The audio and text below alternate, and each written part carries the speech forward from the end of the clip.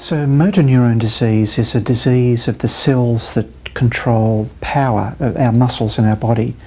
So our muscles are all over our body, so it may affect the hands and the arms, it may affect the legs and the feet, it may affect the chest wall, so our breathing, but unfortunately it can also affect our speech and our swallowing. It usually starts insidiously, and it usually starts in certain areas of the body and then moves to other areas.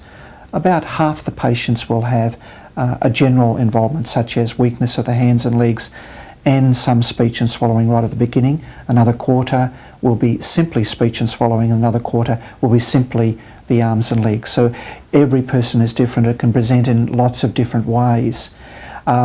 In this country it's known as motor neurone disease. In the United States it's known as ALS, or Lou Gehrig's disease, named after a very famous baseballer who had this disease. One of the great puzzles about this disease is why it occurs. In about 95% of cases we don't know. It occurs without any rhyme or reason, which can be enormously upsetting and troubling to a patient being told in the 21st century by a doctor that there's a disease that we really don't know too much about. In about 5%, 5 to 10% of cases, it can run in a family. It can be hereditary. So we have a disease that's still quite a mystery. It's incurable from the time of diagnosis. There's no cure for this disease. At the moment there is only one medicine that's been shown to slow the pace of the disease, and hopefully there will be more. But it's a very, very challenging disease. The other aspect is that the average survival time from diagnosis till death is 3 years. So it means at the beginning your patients are very independent, but by the end they're completely dependent. And it does mean that the carers, their family, are going to have an escalating involvement from the beginning, where it may only be general support, through to the end where every aspect of the care of the patient is in the hands of the family. One of the critical aspects of the management of motor neurone disease is the extraordinary challenges to body, mind and spirit of the patient, and so many different aspects of the patient being affected. Physically, yes, the issues of speech and swallowing, the issues of mobility, of breathing.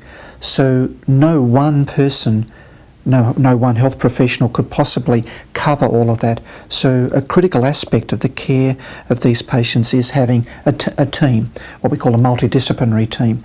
And in that team would be doctors, nurses, speech pathologists are really critical because their expertise in both speech and swallowing.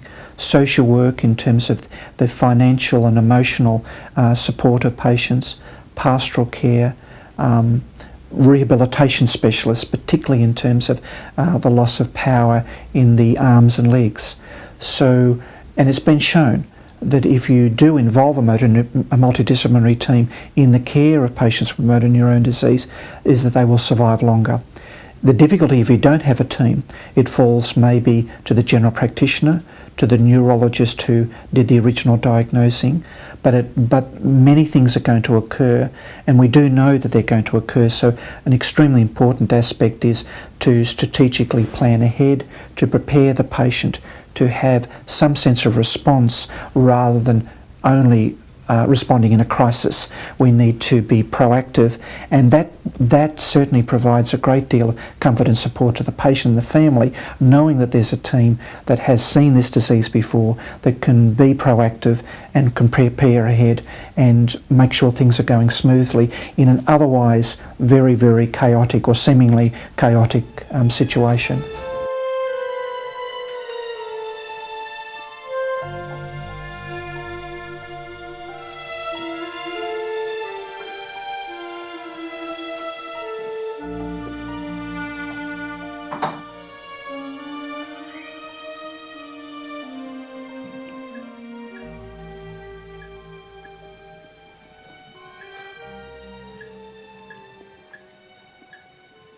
I had several jobs before I was diagnosed with MND.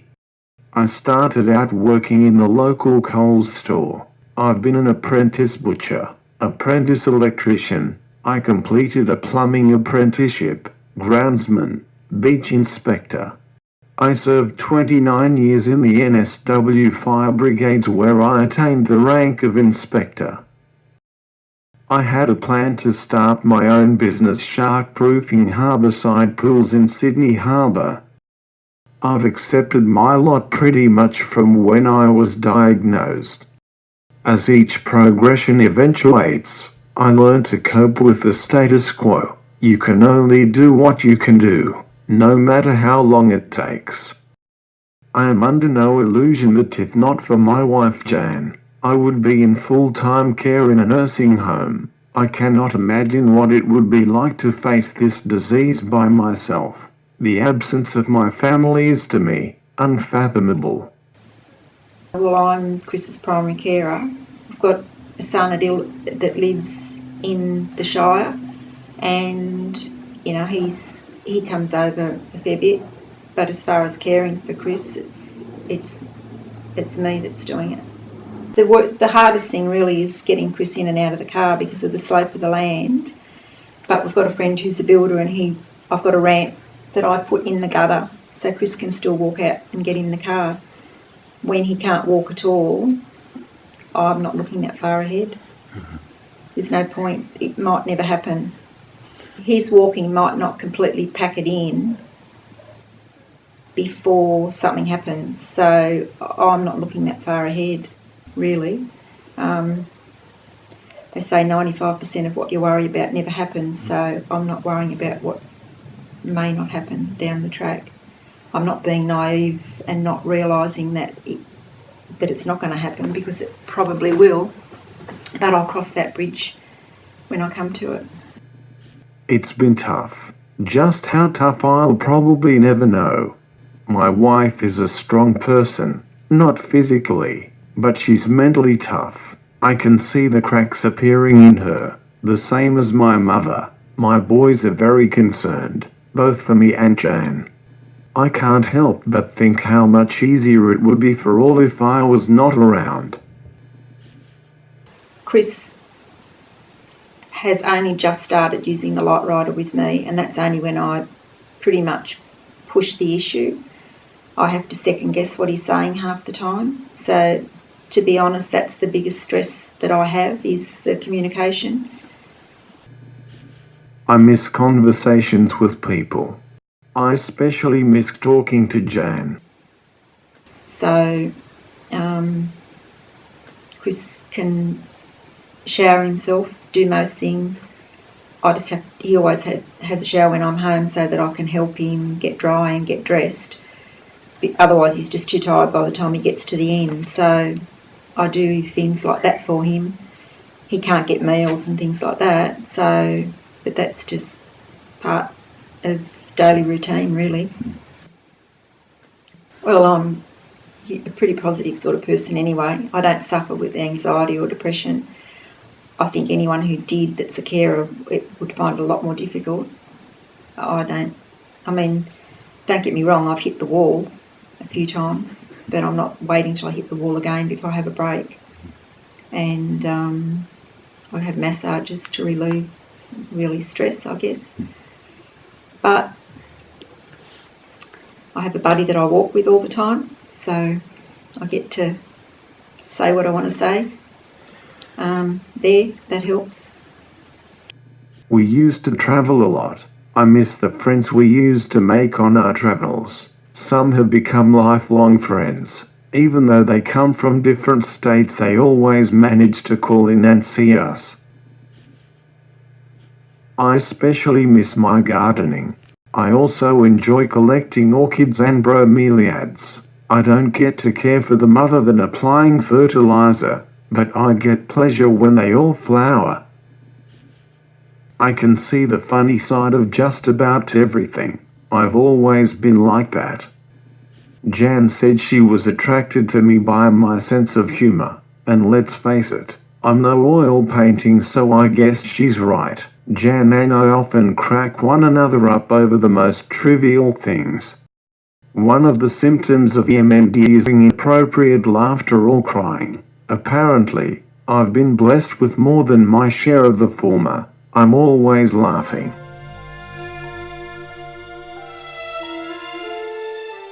My main hobby these days is buying and selling on eBay, which passes the time for me and fills an otherwise uneventful day.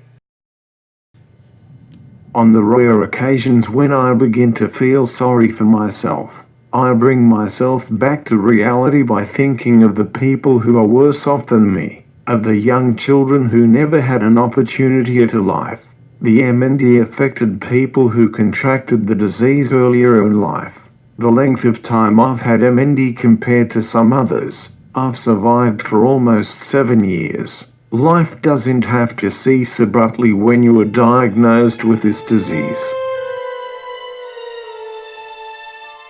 Jenny has become a great friend. I'm aware that volunteers are cautioned not to become too familiar with the clients, but we just clicked. We make one another laugh to the point of becoming virtually incontinent, honestly. I look forward to our weekly visits so much. Even when I'm not at my best, Jenny has the ability to cheer me up and get me smiling again. We discuss our families, politics, eBay and Gumtree purchases, my hobby. Nothing is out of bounds, particularly the local gossip between Jenny and my mate Barry. I stay abreast of everything that's happening in the Shire. Jenny is also a great sounding board for my wife, Jan. They discuss decor, furniture and fashion, all topics I'm happy to be excluded from. Don't be selfish when it comes to respite for the carer. Remember, if the carer can't cope, the patient can't function.